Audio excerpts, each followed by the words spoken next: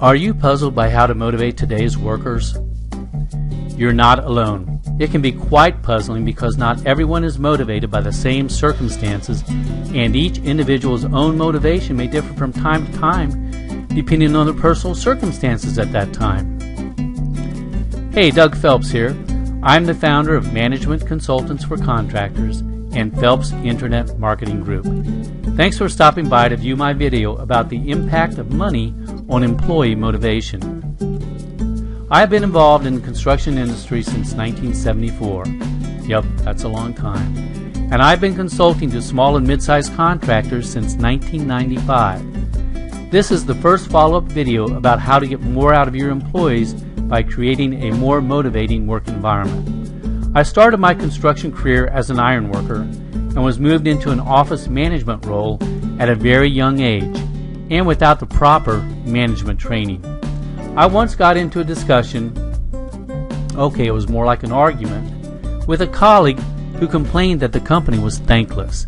I told him that the company thanked him each and every week with a paycheck, and I truly believed that at that time. I was what you would call really old school.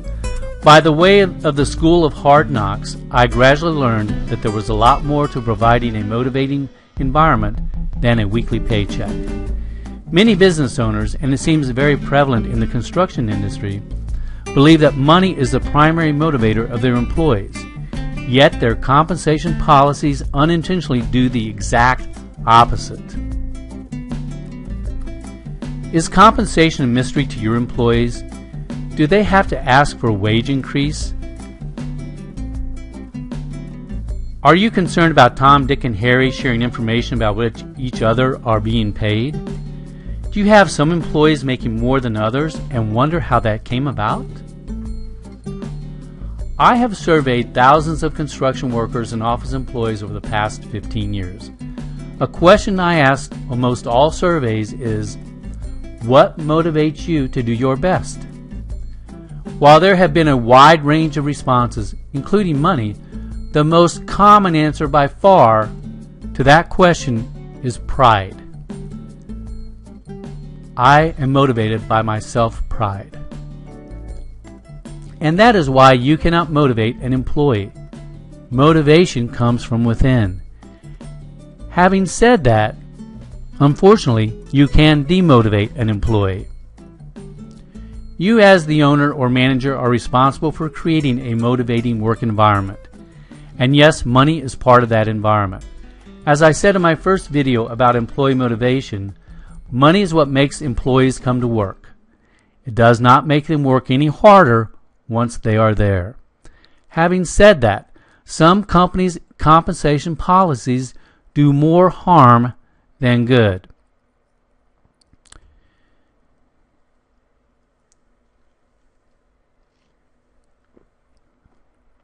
To keep that from happening, here are 3 things you should do to get the most out of your compensation plan. Foremost, and number 1, the combination of pay and your fringe benefit package has to be competitive for your industry. You'll know if you're competitive or not when you try to recruit new workers or if you have a lot of employee turnover related to wages. Sounds simple enough, but this alone is not enough. Your compensation policy must be perceived to be fair by the employees. And here's how to make sure that happens. If you don't already have one, establish a skill-based classification compensation plan. Components of this are defined worker classifications. For example, if you're an electrical contractor, the classifications could be helper or apprentice, electrician, master electrician, technician, foreman, etc. And then define the skill set per classification with a grading system. Think about that for a minute. Again, in the case of an electrical contractor, the electrician should have more skills and abilities than an apprentice. Identify what those differences are. A master electrician should have more skills and abilities than an electrician.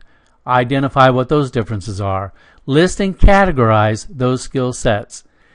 This by far is the hardest or most time-consuming step of developing this system. And then define the pay range for classification. Give each classification a pay range, maybe $2, $3, or $4 difference in that pay range. And then make it well known for all your workers. The beauty of a skill-based compensation plan is that your pay scale is no longer a guess by the employees. Field shop workers talk about their pay amongst themselves all the time anyway. With the skill-based compensation plan, your employees will recognize that it is a fair compensation plan. If implemented correctly, employees understand what they have to do to increase their pay, essentially placing the responsibility of what they can earn on their shoulders and not on the company. Think about that. Remember when I said that motivation comes from within? The employee is responsible for his or her earnings, not the company.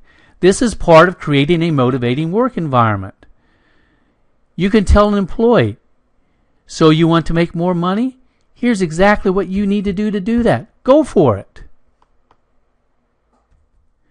And now the third component of getting the most out of your compensation plan. You need a formal annual, at least annual, performance review system combined with a compensation review tied in with the skill-based classification compensation plan. Their pay ranges depend upon their classification, and their actual pay is determined by how effectively they apply their skills. It is merit-based.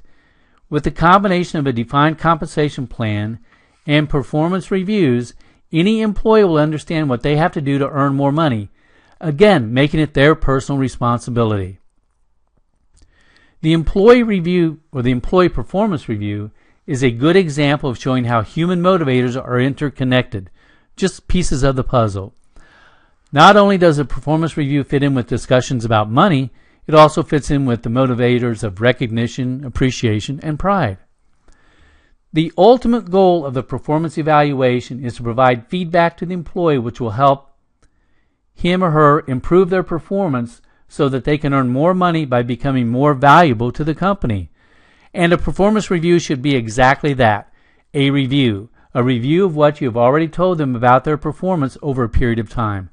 It is conducted in a formal setting with written documentation that they can read, comment on, and then that documentation is placed in their personnel folder. A poorly conducted employee performance review can also demotivate an employee. Here are 3 things to never do when giving a performance review to an employee. Don't be licking your chops and zinging them with something you have saved up just for this moment. In other words, never surprise them with criticism that they have never heard from you before. Don't focus on just recent performance. Evaluate their entire body of work since the last formal review. And lastly, never get into an argument during the review process. Do any of the above and you will delete any benefit that is derived from the performance review.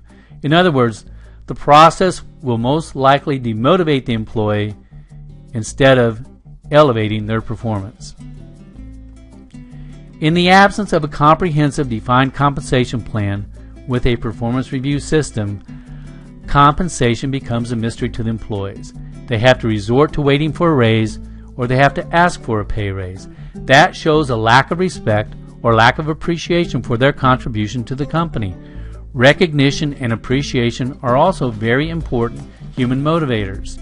And the lack of a defined compensation plan can also negatively impact these motivators.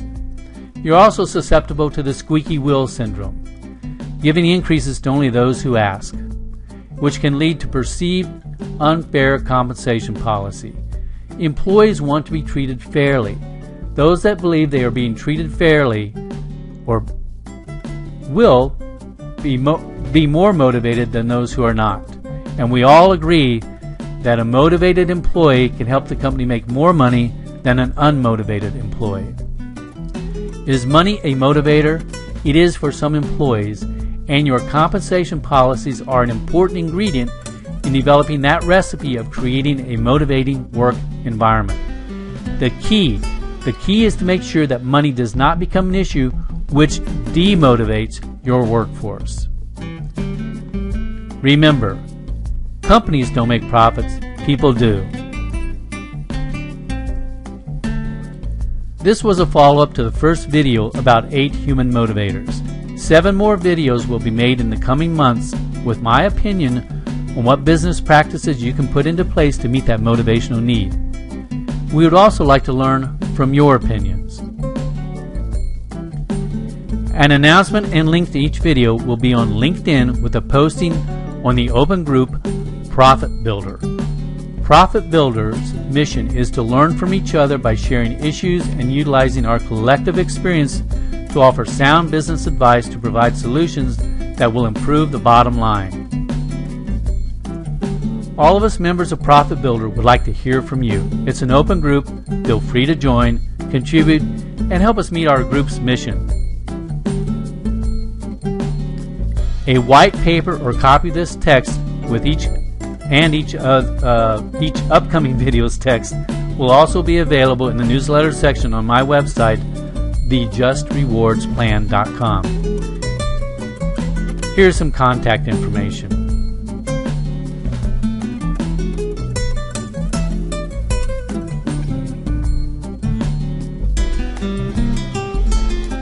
I am Doug Phelps.